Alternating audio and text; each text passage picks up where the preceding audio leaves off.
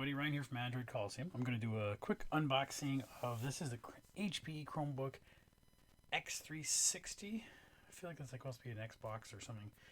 x360. This is a 14-inch screen. It has 8 gigs of RAM. It has 120 gigs of storage. Yeah, so let's take a look at it. I think it's running usually about $800.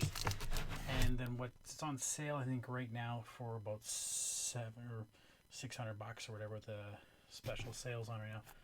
I'm just going to pause this. There, get all that box out of the way. It doesn't have much room here. All right, so we got a charger in that box. And what's nice about the charger, I see automatically, is it has a Usbc connector. So that means Usbc connection power. Don't have to change any of my plugs around. No proprietary plugs to have to worry about if it gets lost or whatever. So yeah, let's just take a look at this. Really interesting. All these things go together.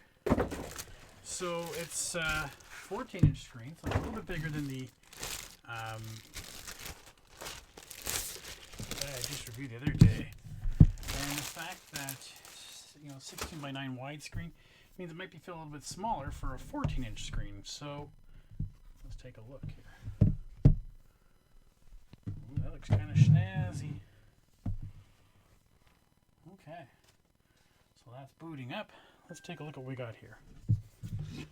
So it is a 360 hinge. That's nice. More importantly, what do we have? So USB-C, great. Power. What is that little thingy? Oh, it's for the camera. It's like a kill switch for the camera. Okay, volume control. Micro SD, headphone jack, another USB for power.